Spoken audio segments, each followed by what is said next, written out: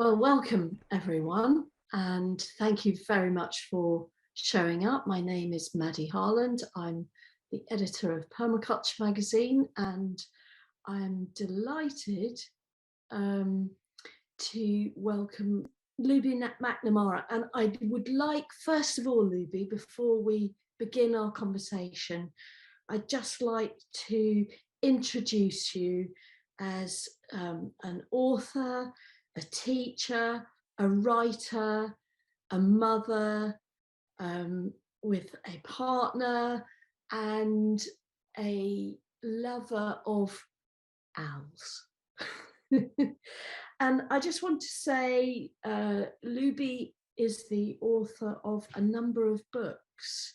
She wrote the absolutely groundbreaking book, which was published 10 years ago, People and Permaculture, all about people care and the social dimension of permaculture design. She then went on to write 7 Ways to Think Differently, which is a book that really captures the design thinking behind a permaculture design course. So teaches us how to reframe our thinking as permaculture designers, and it's a very accessible, I wouldn't say it's bite-sized because it's a bit more chewy than that, but it's a very accessible book to get a condensed sort of insight into Looby's strategy, design philosophy, and framing of how we use this incredibly powerful tool called the mind. She also has published a book of poetry called Strands of Infinity. And of course, her latest, well, not quite, her penultimate latest book is Cultural Emergence, which goes on to look at, builds on people in permaculture and looks at how we can design regenerative cultures in our personal lives and in our personal relationships, but beyond that, within our community, and then seeding out into the world.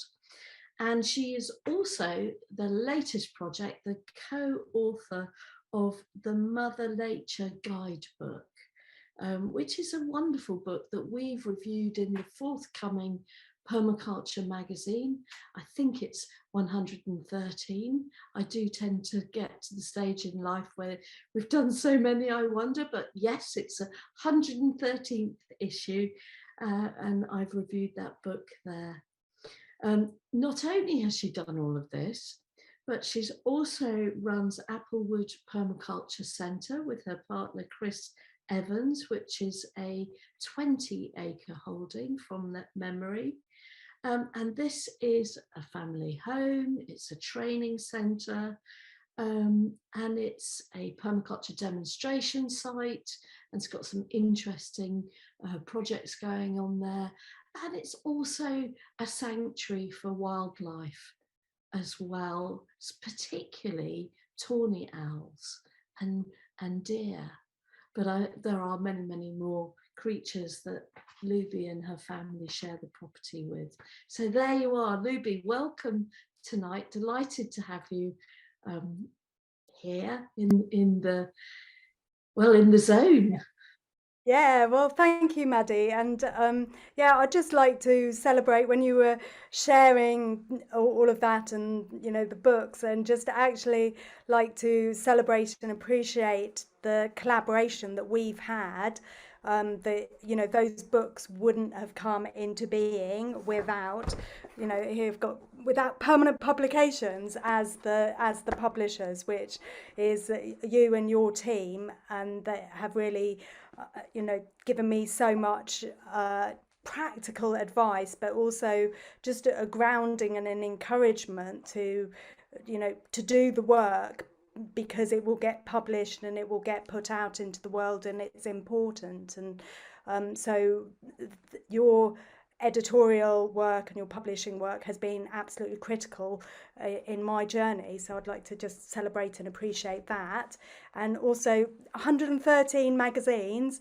I believe I have I have a big shelf. I think I've got most of them. I might look through one day and see if I've got any missing, but I think I've probably got, maybe 110 of those 113 hard copies. But I know these days people can just get access to the digital and get all of them online. But I must admit I'm a bit old school and like the paper version that we've got them as well as on a shelf scattered around the house in various places as well. Yeah, so I'd just like to celebrate our collaboration. That's been over a decade, certainly a decade of publishing. Yeah. Thank you. Well, it's been very expansive for us, and it's really pushed our conception and framing of permaculture. And so that really leads me to my first question, Looby. So 10 years ago this year, we published your book, People and Permaculture, which was quite some years in the manifestation and the writing and drafting. So how do you see the development of permaculture, and specifically what has become known as the social permaculture movement? And how did your book help kickstart it? Because it did 10 years ago. Yeah, definitely. I think like 10 years ago, I was, or no, actually before that, so 12 years ago was when I shifted that commitment from, wouldn't it be nice if there was a book or focused on people care? Because when I was teaching permaculture, people would come and just be expecting it to be about gardening, and then they'd kind of after a few days go, this is about so much more. Where do I find out about this so much more? And it was kind of alluded to, you could read it in the permaculture gardening books, you can design any system, but it wasn't actually talked about or shared how to design any system. And what I realized when I talking to other permaculturists is that it just does have such a bigger effect on people's lives than just in the garden. It's much more about their whole way of thinking and being and interacting with the world, with other people, shifts, and then other things unfold for them as well. So maybe it's new relationships, maybe it's new community projects or business venture. They sort of get the idea that they can manifest in their lives. And so but it wasn't really written about. And so I started interviewing people, and then they'd be telling me stories about how people care is alive in their lives, and I realized that actually, people care is alive in all of our lives. It has to be. We have to look after ourselves. Most people have other people that they are in their sort of care or relationships, friendships, community members, and so from moving from that kind of the sentences in books of you can use permaculture to design any system, now there's examples of that. So from the design web, which I created for people and permaculture, which was an emergent process. I didn't realise I was going to set out to do that, and I didn't also then realise what a kind of critical bit of design technology that would then enable people to go and design anything in their lives, and use it in all sorts of circumstances, from like, okay, I'm going on holiday, let's do a design around that and make sure the ethics are involved, and let's do some thinking so that it can be a nourishing time for us, so that we have multiple needs met from all our family members, to one of my diploma apprentices did a small design about their wardrobe and the clothes that they wear. So really can be used for anything, and now we're seeing examples of that. So I think that's the shift from it just being this kind of theory that we can use it to design anything to hundreds of examples, and this acknowledgement as well that we aren't going to get to where we need to get to with earth care solutions without attention to people care. And that's really the nub, isn't it? That, it's often said, we know how to fix the world. We've actually got most of the solutions that we need to, reduce carbon emissions, regenerate whole ecosystems. Indeed, we know how to farm regeneratively, we know how to garden organically, we have incredible knowledge as this large wet brain mammalian species that walks on two legs, but somehow there's a missing link, and it's not where we came from, it's the missing link between the wet brain and the heart. And somehow we're however intelligent we are collectively, we're blind to the consequences of the lifestyle that so many people live on this planet, mainly in the 1/3 first world, or whatever you want to call it, that is so destructive. And so, what interests me are, what are the key aspects of people care? I mean, they are about, for me, getting these wonderful solution-based earth care projects into reality, but also keeping them going and making them work, because often our human relationships are the things that implode and destroy. And so people care is about designing harmonious relationships. I suppose my question for you there is, how can we amplify this key sort of design technology that you've been developing with others for the last 10 years? How can we amplify it, and what would happen if we did and it became, recognized wisdom and taken up by everyone? Well, that would be wonderful, wouldn't it? I think we'd see quite a lot of changes there, because at the heart of it, I think design is about being proactive in our lives, being intentional, being committed, being effective, being motivated, being connected, empowered, all of those things. So if you're thinking of creating more and more designers, we're creating more and more empowered, effective people in the world, motivated for change. That's going to have a positive impact, isn't it?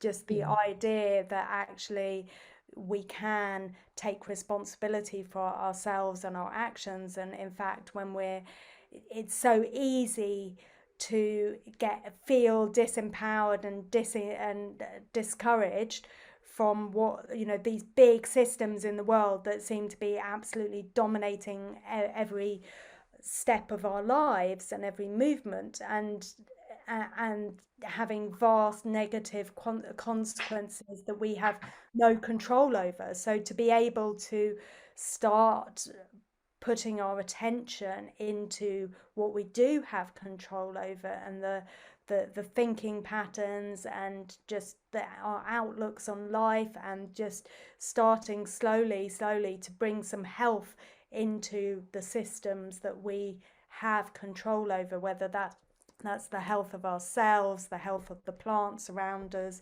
the people around us, our communities, to bring those into health and productivity.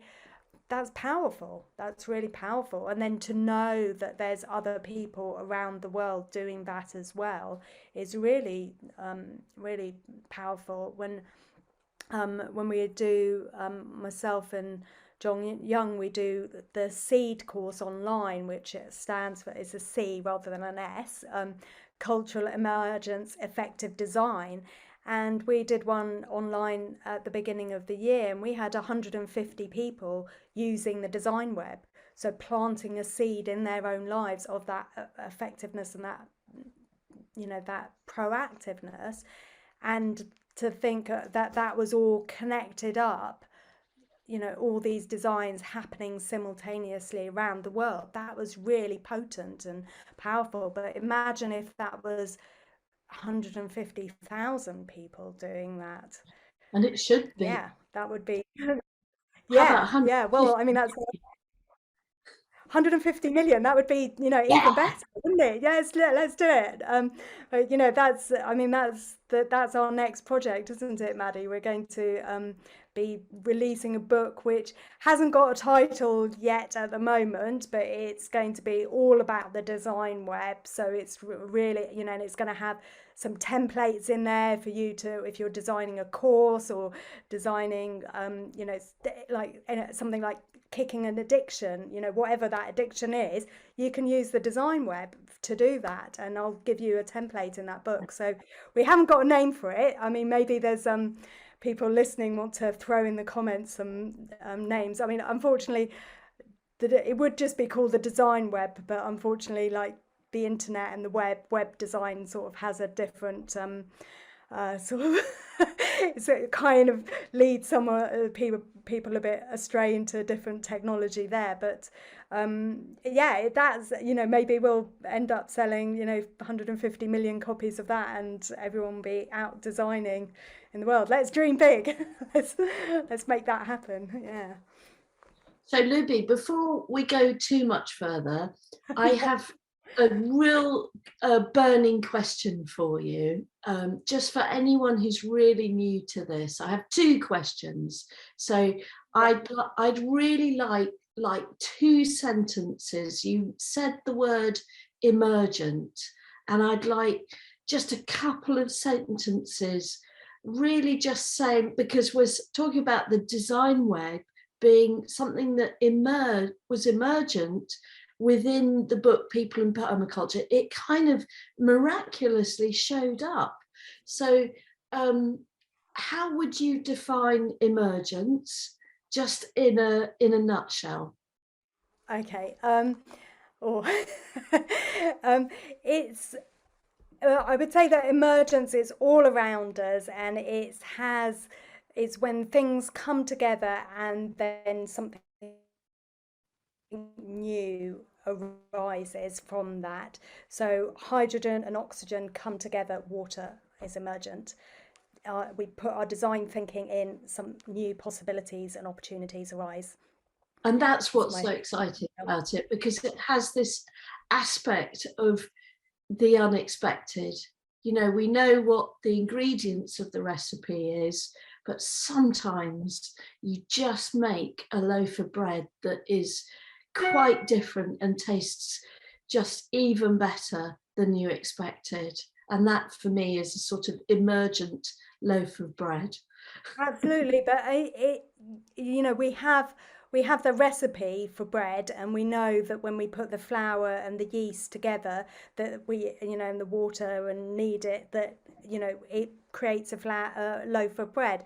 But actually, that's a totally emergent process, isn't it? It's we wouldn't, if you didn't know what you were making, or what flour and yeast are, or if someone gives you a loaf of bread and you didn't know where it came from, you wouldn't be able to say, oh yeah, that's got flour and yeast in it. It's something emergent. So that's what I mean, that emergence is absolutely all around us. It's life is emergent, and so we can tap into that resource at any time, and that we're doing those designs by using these tools.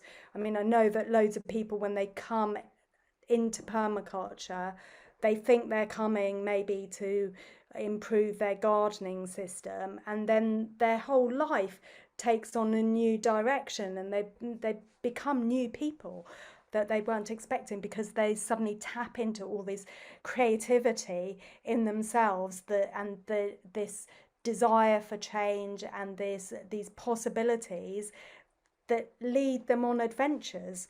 And that's what's exciting. That's what kept me in permaculture for so long, was this, this adventure that was happening in my life, and with the permaculture movement as well. I think we're still on that collective adventure together.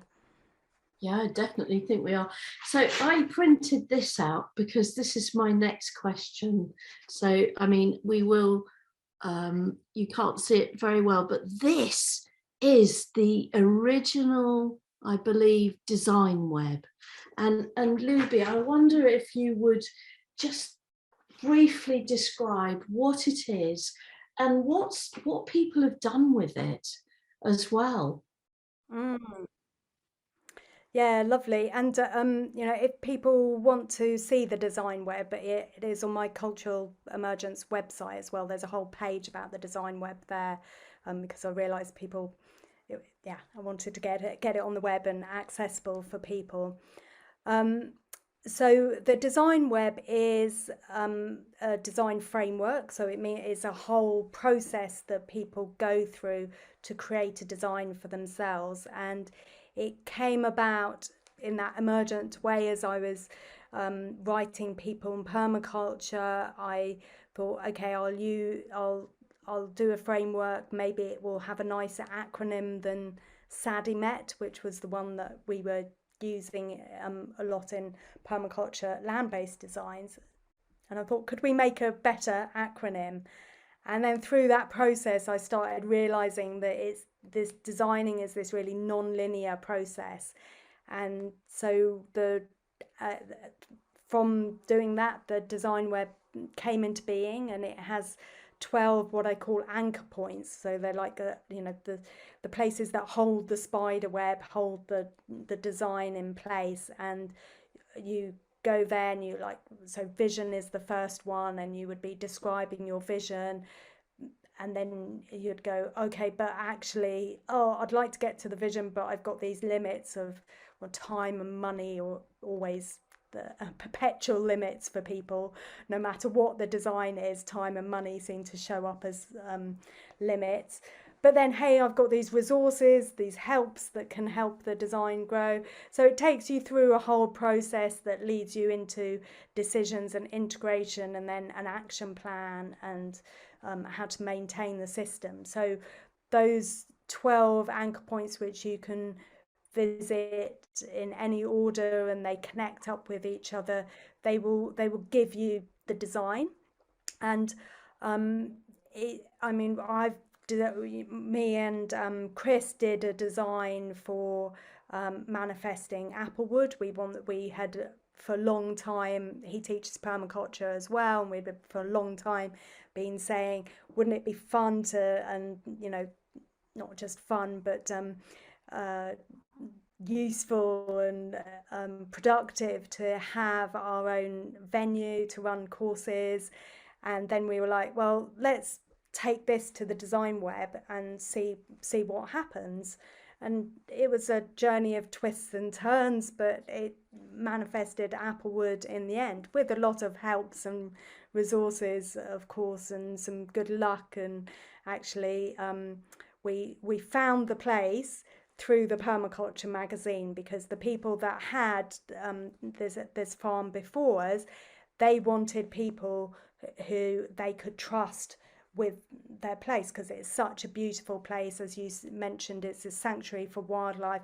They didn't want someone to come in that would just kind of turn it into a golf course, though it might be a bit of a crazy golf course because it's so steep. But they wanted people that would really understand that being here is looking after an ecosystem, and supporting the animals and the wildlife and the flowers and the wildflower and the trees, and that would really value it. And so they didn't put it on the open market, they only put it in the Permaculture magazine. So again, gratitude to the Permaculture magazine. And I know that if anyone's listening and they have to move on from their place and want to kind of have caretakers that come in, that the Permaculture magazine is a great place to put, to advertise their place, because you've got people who understand what it means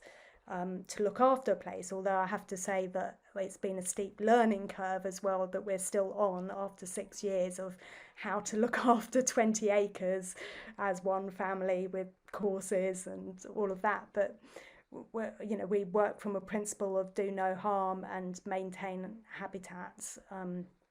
So that's our principle. So I mean, that's like a big scale of a design. But I also use it, like I did a song leader training course this over the last 6 months, and I did a design for that. How do I engage with that? How do I bring songs into my life? How do I overcome limits of my confidence? And and what do I need to do? And that took me on different direction. People use it in all sorts of ways for their nature connection journey, for their mothering journey, their if they're going through rites of passage or finding a new job. But also smaller scale of like, I'd like to bring a sit spot into my daily routine. How can I do that? Or as I mentioned, someone's wardrobe, or like, how can I do a design for a day off? So that it's like really boundaried, small scale design, so that they get comfortable with using the design web, understand the different anchor points and how they work. And even doing a design for a day off will generate new possibilities for yourself than not doing a design. It will encourage you to have boundaries and be more effective in what do you want to do on your day off. So it can be used for really small scale and really large scale. And I know, Maddy, you have a story about manifesting your new place. So could you share some of that with us, please? Yeah, just very briefly, I used the design web when I was working with a charity that was an educational charity that owned a wood and needed to reframe and clarify and develop a new vision around the project. So that was one experience where we put the design web into action. But personally, Tim and I wanted to have a new adventure recently, and we'd always dreamt of moving to the southwest because we've got lots of family down here. My brother lives the other side of Exmoor, and we've got nieces and nephews and cousins on both sides of the family, and Tim's mum was actually from Devon. So we really wanted to do this, but we'd lived in our place for 35 years, and we developed a food forest that had become a mature food forest, and a meadow that had started as a industrial agriculture field. What I was talking to Liz Zorab today, a death field, because it had nothing in it, not even worms, hardly a bird flew across it. It was so barren, and there was certainly no topsoil. It was all ploughed away and blown away. So but we transformed this into an ecosystem, and I suppose one of our climax of the wildflower meadow was to get orchids to begin to grow in the wildflower meadow, which for us was, we're sort of wildflower meadow geeks, was a massive achievement. So there was a lot of push me, pull you stuff going on about, how do we want to live our dream, a lot of fear and limits and restriction. And I said to Tim, we need to use the design web. We need to clarify our vision. we need to identify what's there already helping us, we need to find the limits of, you know, what we want to do, and work out ways to constructively overcome it, and etc, etc. And so we work through each anchor point to work towards this, you know, living our dream effectively, which is what it is. And we weren't quite sure what we wanted. I knew I wanted to keep bees, so I needed a bit of land. We thought we'd quite like to live near the sea, and but also be a bit wild and have you know, enjoy nature, because we particularly love birding and just sit spots and out, you know, listening to observing and being in nature. And out of this process came an amazing place that we found. You know, we searched and searched for months and months, and we found 12 acres of, I guess I really could say, paradise in North Devon, not near the sea, and we hadn't quite banked on that much land, but it kind of happened. And it was very emergent. It was like, have a dream and then you get this. And it was a much bigger loaf of bread than I expected to come out of the oven, that's for sure.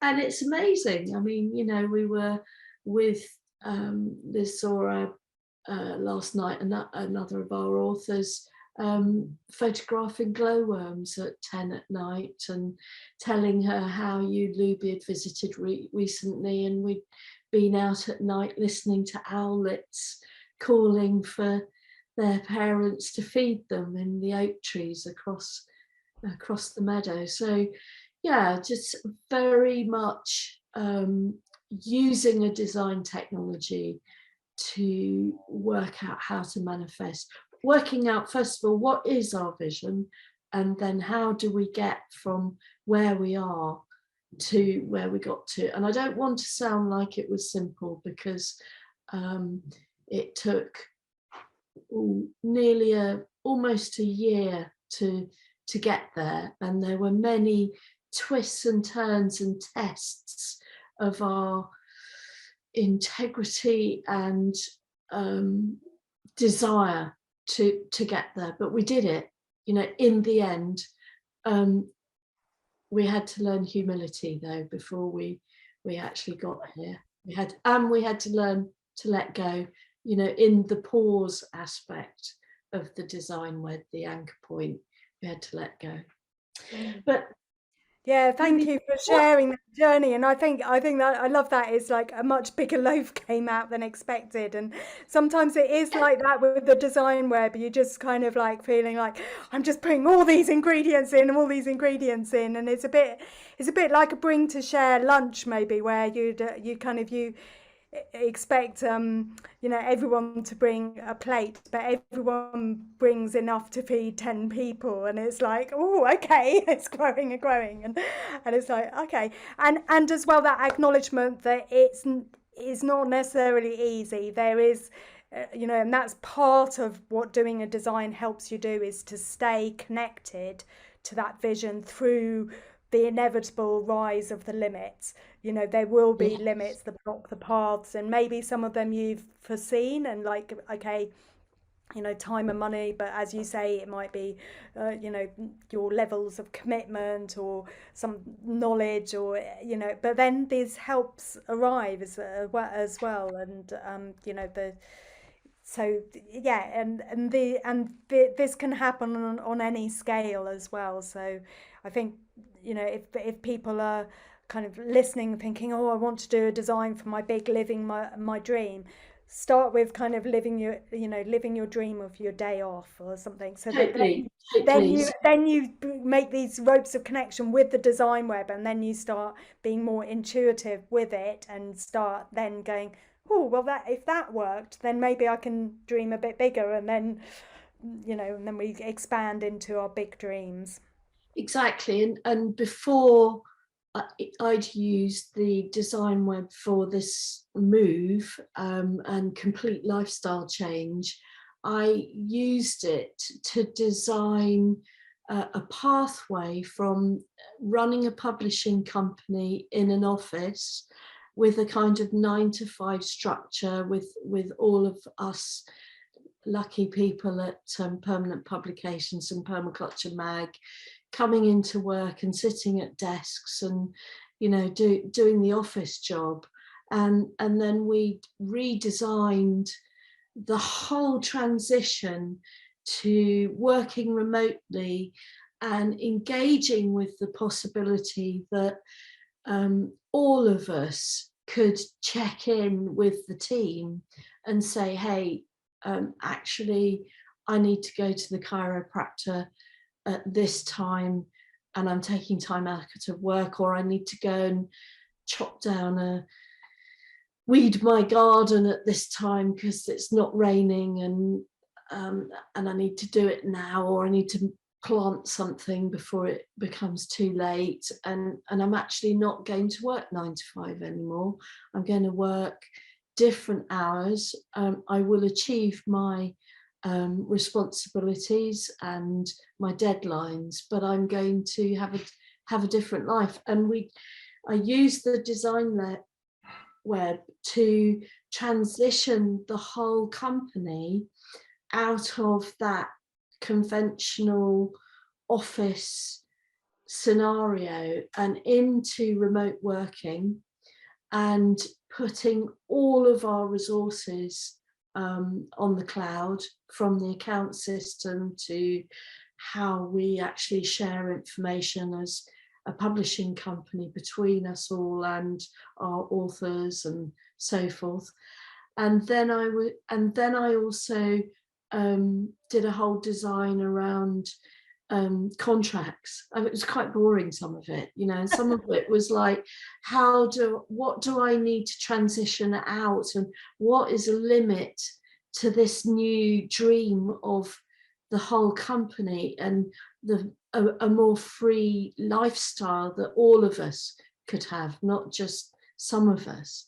And I used which to put into the context of, like, now maybe people are listening to that and it's just like, oh, you're just talking about working from home, like we've been doing it for the last 2 years, but actually this was all pre-pandemic, so totally. you were groundbreaking and doing that 2 years before anyone else like got forced to do it, so that when the pandemic hit, you were like, We were sitting at home. We were you'd planting already done all vegetables. of that work. Yeah, and that was very fortunate, because if we hadn't, I don't know what would have happened to us as a company. If we'd had to do it in a too fast a way, without proper design planning and without transitioning the technology, which is complex for us, you know, designing and publishing books and scheduling all of that production is very complicated. It's very easy to make mistakes, and also we're a team, and how do you work as a group of people creatively when you don't meet up? You know, part of the juice of what we do and the buzz was this shared vision. So how do we design in the people care as well, to go back to people care? And so, you know, the design web was really important for me to ground this transition, which, yes, then when the pandemic came, I had a fantastic vegetable garden and loads of honey because I could nip out and weed at lunchtime and sow things. Right, and a happy team that could carry on functioning and actually share when everyone else was like, oh, I want to be able to grow vegetables and and think about what's happening in the world. I mean, I remember when I was, when the pandemic hit in 2020, I was like, oh, what do I do to be most helpful? And then after, you know, a few weeks of flapping around, like I think a lot of us were, I thought maybe I'll just get on and write the book, because we're in an emergent time. You know, we're in pattern disruption. We've got this embodied in pattern disruption collectively. We're going to need tools to navigate this. So I was just like, right, okay, I'm going to knuckle down and get my book written, which, you know, so Cultural Emergence, which came out, you know, that later in 2020, at the end of 2020. Yeah, it was quick. It was a quick, yeah. I mean, the tools have been developing, and I had started writing it, but certainly, You've been teaching it. the fact I was teaching it exactly, and so I already had the material, but You then the didn't fact make it that all up. and the fact that everything got cancelled and I had nowhere to go apart from, you know, into the studio to write was, you know, it was helpful. No visitors, nowhere to go. That did actually help the process. I do say it was all a conspiracy theorist of us writers that wanted some space to finish our books. Yeah, I'm sure some of my staff would have loved to have been furloughed, I have to say. Yeah. But, there were times, because we actually ended up working even harder in the pandemic than we ever have before. Yeah, I'm sure. It was fantastic, but and we were really grateful that we were so busy. But yeah, there were times where we all looked over our shoulders and thought, cool, I wouldn't mind getting paid 80% to do nothing. Yeah, definitely. Yeah, and so you mentioned about technology and stuff, and I know that you have got this new website being launched. Could you, Oh, could you that's very kind of you. tell me about it, and like, because I know it's going to Yes. be Just all singing, all dancing, isn't it? well, it's what it is we've had a permaculture magazine website since 1996, which is kind of awesome early adoption of that technology. And we were really lucky to have, we had someone at the University of East Anglia who said, hey, let me build you a website. It's going to be an amazing thing that's going to change the world. And we thought, yeah, okay, thanks very much. So that's how it started. And we've been through various incarnations of website over the years. But we kind of had the ingredients of a very emergent and wonderful process in the shape of having someone who's a really wonderful aesthetic designer called Dougie.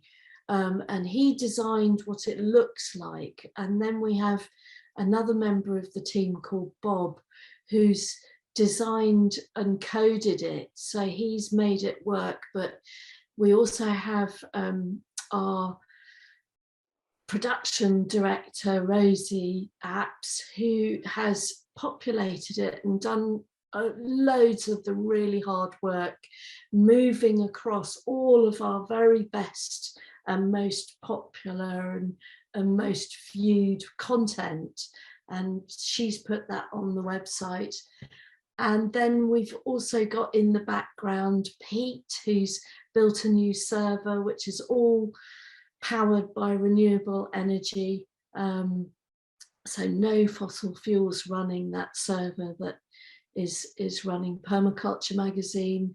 And we've also had some technical help from Rob Squires, who's a permaculturist as well, who has helped us with the transition from one format to another format in terms of web coding. So, and of course, Tony Rollinson's got involved as well, and Tim, and it's been a whole team effort. So tomorrow morning at around 6 a.m. in British summertime, this new incarnation will be released into the world, and we're pretty excited about it. I'm sure it will have some bugs that need debugging, and we'll continue to improve it, but it's one of our next steps for how we want to put our face into the world, and just really it's about getting the permaculture message out there.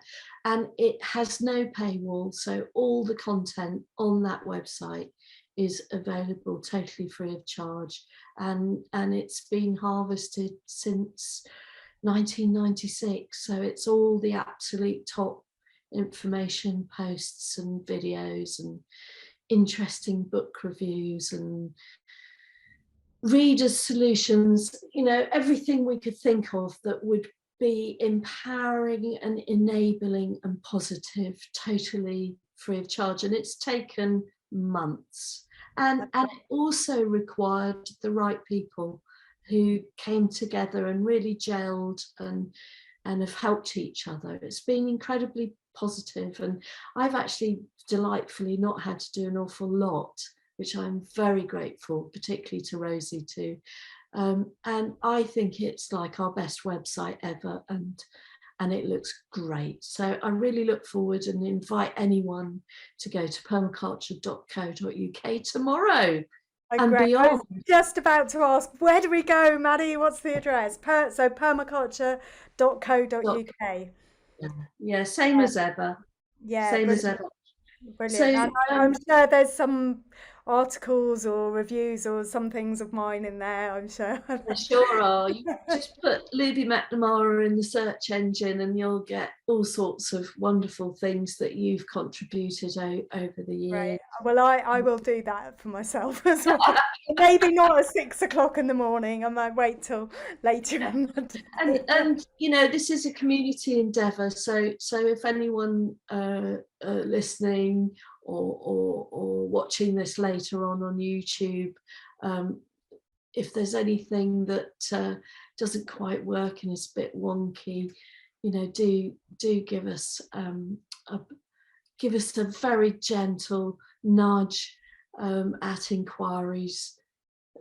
So if you email inquiries@permaculture.co.uk and say this link doesn't work, that would be fantastic. Yeah, and also if you want to just use that email and say, wow, I really love that article, or what a good job you've done, you can also do that as well. You know, this You're is very like, welcome. well, this is part of the design web is the appreciation anchor point, and it's one that I think, you know, it's a bit countercultural to certainly the culture, you know, I'm part of in the UK. We don't, you know, we're much more familiar with complaining about the weather than celebrating and appreciating the weather and ourselves and the people around us, aren't we? So the appreciation anchor point of the design web is really lifts the design and supports it, because that Yes. appreciation, as you said at the beginning, you had this lovely way of saying that we've become a bit disconnected from this big intelligent brain and this intellect that we've got and our heart, and it's that if we start to heal that connection, then we won't be able to do the destructive practices on the planet that we have been doing, that might be very intelligent, you know, thought process. It's their nuclear weapons are very intelligent to make. I don't know how to make them, but they're not wise. They're not of the heart space, you know. Yeah, and I agree with you, Looby, that this aspect of gratitude, which obviously isn't unique to the design web, but is a key aspect of that process, is one of the sort of fundamental practices, this showing of appreciation and feeling the gratitude, even in the toughest lessons. So, you know, at one point last February, Tim and I, we moved out of our family home and we were staying with his mum, and it was, you know, it was a tough time, and we didn't know how long we'd be there. We didn't know when we'd have another home. We didn't have a permanent place to work, let alone live, and everything was going wrong. But we had to still look at our lives and think, well, you know, we're alive, we've got the benefit of good health, we're free. If this all doesn't work out where we think we're going to go to, we'll just start again, because we can. And I just feel we have to, I think that's a sort of dimension of the recognition of privilege, that appreciation of what we have is fundamental, and it is a key to being happy and feel, living more freely in ourselves. So you're totally right. And then, of course, when we sit in nature in a sit spot and we become aware of another creature in our, in our locality, and we just appreciate and enjoy the beauty of it, we go into relationship, and it creates this wonderful reciprocity with the natural world. And that is, for me, one of the most fundamental powers and healing experiences that as human beings we can possibly experience. And in the UK, blackbirds are really common in cities and in the country, but they have the most magnificent song, and just listening to blackbirds singing is such a gift, and we can do that anywhere. So yeah, I mean, for me, that's what I like about the design web. It clarifies and frames these vital processes and practices that bring us into alignment with our vision and allow us to realistically start to make that journey towards, living the lives we want to live. Wow, Maddy, that's the 2 sentences that you asked me for that I'll quote you on that one. Definitely, definitely. Beautiful way of describing the design web. And I really hope that everyone listening has this this sense of permaculture being beyond land-based designs. And I have this saying that every land-based design is a people-based design, that if a land-based design doesn't involve people, it's called nature getting on with itself. But then you still need to design to keep the people out of the system. So even then, you're still designing for people. And so we can use design in so many ways that really empower and support us on our lives. And that's, for me, is essentially what permaculture has been about. And what, when I wrote 7 Ways to Think Differently, it was like it shifted my thinking, and so shifted my personal culture, how I show up in the world, and my patterns of thinking, and that it supported it in a completely amazing way that has led me on this adventure for the last 23 years or something, since I discovered permaculture. And I'm still unfolding new facets of it, and new facets of myself as well, on how to use it. And I think that's what I find so inspiring, Looby, because when I'm with you, I get this sense of the possibility. What you do is you kind of you have an ability to show me where I'm limiting myself, or where my patterns need to be disrupted. And you're telling, what you're saying to me is, hey, actually you can do this. You have the skills, you have the experience, you have the ability.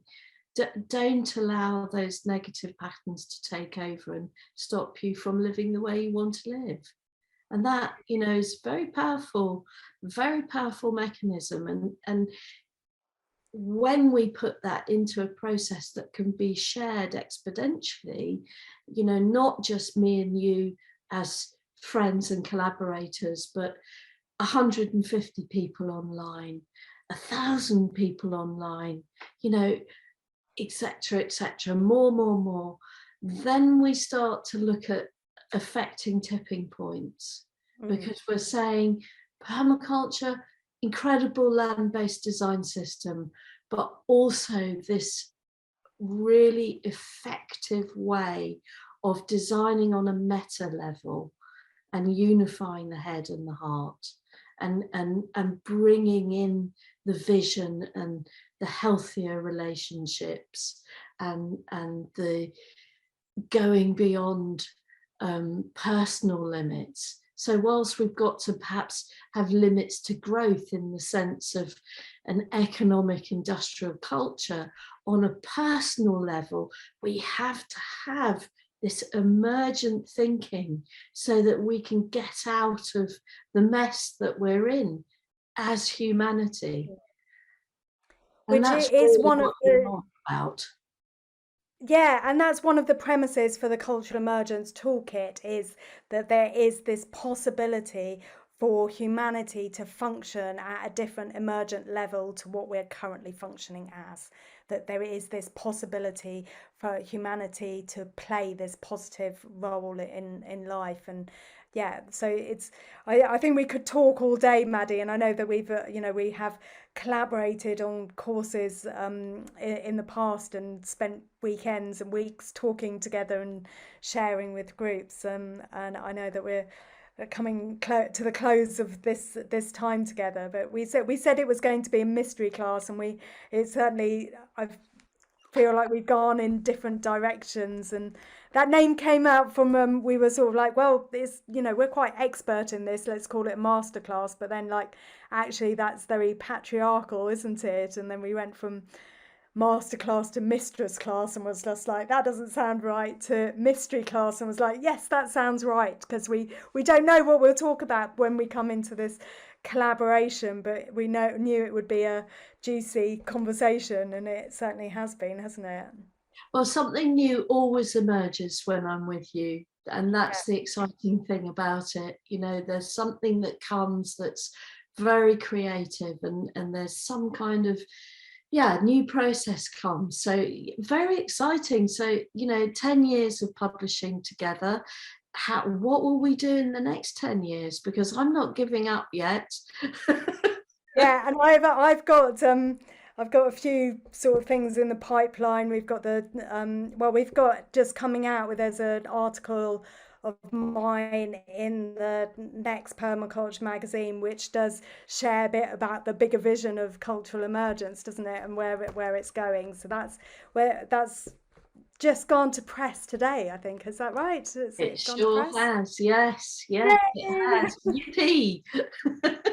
Yeah, and so that's that's the next thing in our collaboration that's literally gone to press. And then we'll be I've got a Cultural Emergence card deck coming out like sometime over autumn winter, and then next year the design web book that will come out. And meanwhile, the Mother Nature project is happening, and mothers as natural leaders courses and books and podcasts. We've been, you were our guest on our Mother Nature podcast, so we'll people can look that up, Mother Nature project, and go and hear more of us talking together about our mothering journeys, which is something we don't necessarily get much time normally to talk about, but it's obviously a big part of our lives. So, and then I'd just like to share with the listeners that I've got a Cultural Emergence Connection call, a free call. You can join next Monday. I think it's around the same time, and got my co-facilitators Leona Johnson and Regina Paul coming, and also John Young's going to join us for that call, and we'll be telling more about the seed course coming up. So that's Monday, July the 18th at 6:30, I think. I'd like and to that's say totally free of charge. it's totally free of charge. You just go onto our website, cultural-emergence.com, and you can just register for that Zoom link and be in the Zoom room with us. Show up Maddy as well, we'll if you'd like to. And and we'll tell more about the in-person courses. So we've got the Peace course this summer at Applewood, if you'd like to, and the ACE course in September, and a Mother Nature course. So if you'd like to join me round the fire at Applewood, that's like my favourite place to be.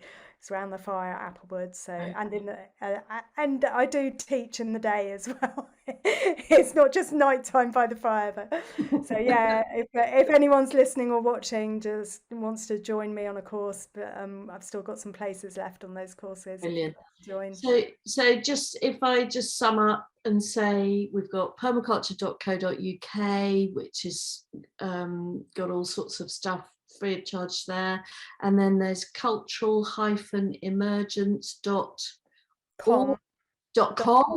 All right.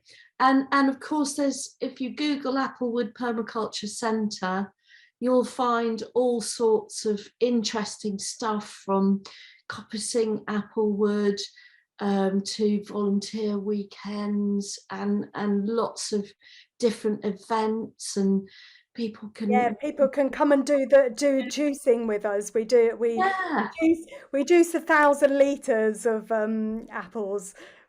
Yeah, we make 1,000 litres of apple juice and cider, which we'll do at the end of September. So yeah, there's lots of opportunities to engage more, and on my website cultural-emergence.com, there's also the design web as well, if you want to go and look at that. And of course it's all in my books as well, so people you don't need to wait for the course. You can start designing all by yourself. Just follow the instructions, see what happens. Absolutely. So thank you so much for this evening, Looby. It's been real fun as usual, and yeah, spicy. Lots of interesting stuff emerging. So thank you very much, and thank you to anyone who dropped by and came and listened. I know that in my questions I covered some of the things that were requested on social media before the event, but yeah, there's always more. So if you want to hear more from us, drop us a comment or a question or a line, and we'll do it again. Yeah, that's true. Let's see how many questions we can gather, and then when we've got enough, we'll feel the urge to talk again, won't we, Maddy? Yeah. Okay, so thanks very much, everybody. And bye-bye. And bye.